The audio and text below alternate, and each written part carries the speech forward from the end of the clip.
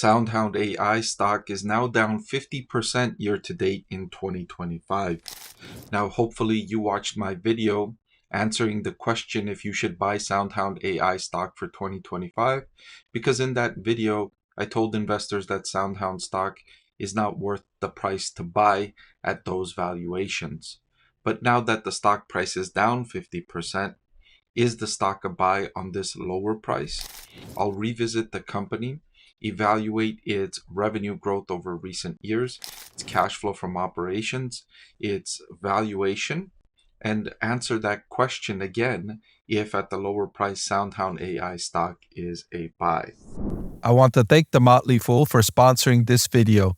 Visit fool.com/Parkev for the 10 best stocks to buy now. You can see the price action here for SoundHound AI stock down 49.8%. And I sincerely hope that you aren't one of the investors that got caught up in this company, which saw its stock price increase based on a lot of hype and enthusiasm for its AI technology.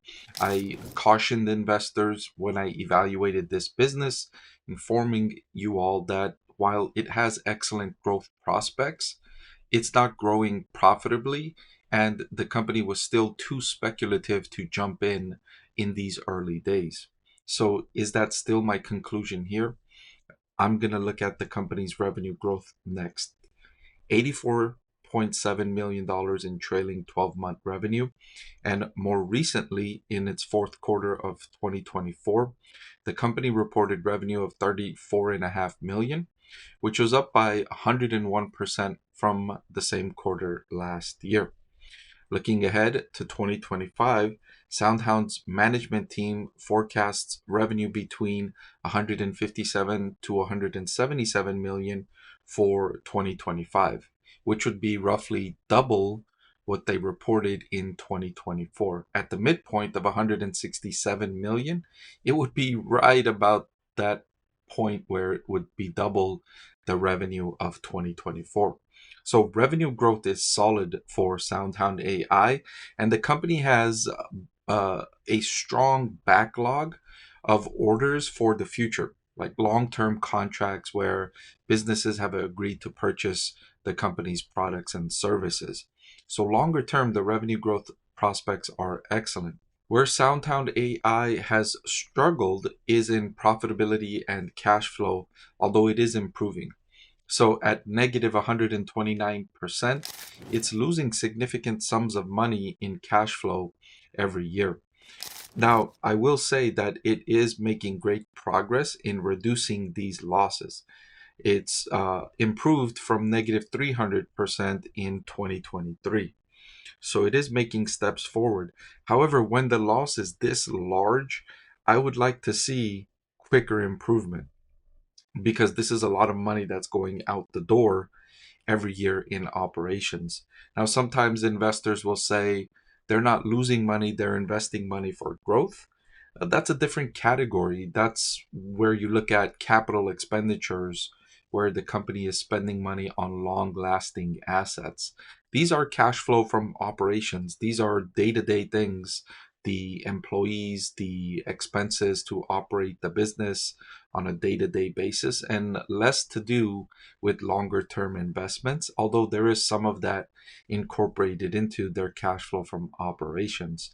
Still, it's good news that the company is making progress on this front. Looking at its returns on investor capital, they were also making progress on this front until the most recent few months.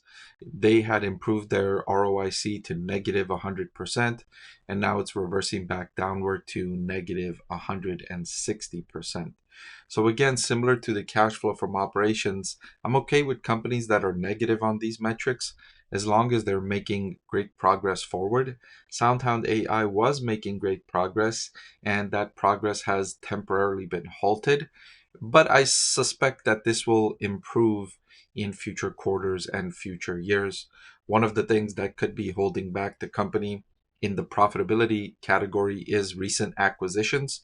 When a company makes an acquisition, it usually takes some time to digest the new company, and during those moments, your profitability is negatively impacted, but then afterwards you start to benefit from that acquisition. And I suspect that will be the case for SoundHound AI as it learns how to incorporate the new company, the new people, the new technology.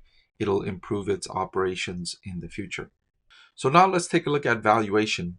When I did my calculation for SoundHound AI and its discounted cash flow, my intrinsic value per share came out to $3.88, which is significantly lower than the current market price of $9.91, which demonstrates to me that there is still too much enthusiasm for this business at its current market price.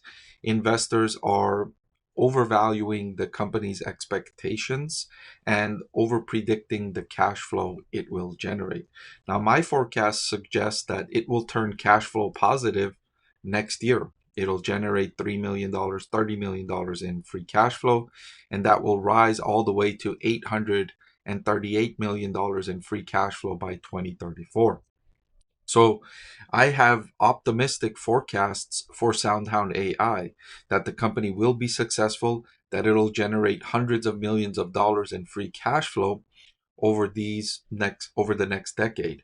So I'm optimistic about its free cash flow forecast, but even still my intrinsic value comes to $3.88. So overall, stock market investors are way more optimistic about this business than I am in the long term in terms of the free cash flow. And then when you look at the forward price to sales ratio, it's trading at a forward price to sales of 18.5, which is also on the optimistic side when you look at the overall scheme of things. Now, it's much lower than this hype based surge, right? This is where it was a forward price to sales of 50. When I first looked at this stock and told investors coming into 2025, I said, hey, look, this is way too expensive. Like, you're getting ahead of yourselves here in what you're expecting from this business. I said that it would be safer, it would be better to avoid this business at those higher prices. And of course, when I made that video, in the comments section, there were many, many comments, and you can go back and review those comments of investors saying that I'm not evaluating the company's future prospects accurately enough. I'm too pessimistic, etc., etc. And now the stock price is down 50% from the start of the year until now. Now, this is where investors get into a lot of danger, is when they start to think that valuation doesn't matter.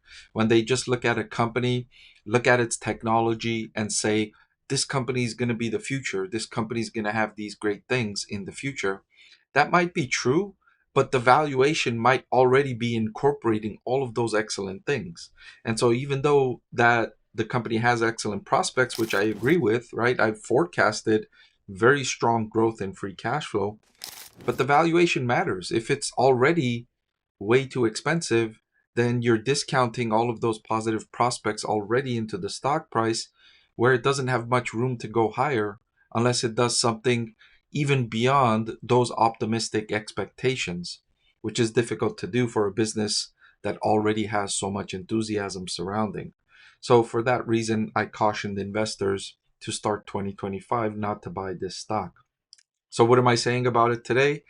I have a similar answer for investors today. Even after the 50% decline, I shared with you the valuations. They look too optimistic. Investors might be thinking too highly of the company's free cash flow for the next decade and beyond. So I would wait for a further pullback in the company's share price or significant improvement in the company's profitability or free cash flow expectations in the next few months. Hey everyone, so many of you have been asking about my investing strategy, and I'm excited to announce that I've written a book that's available for sale now that describes my 6-step investing framework for evaluating stocks. I've added the link in the description below.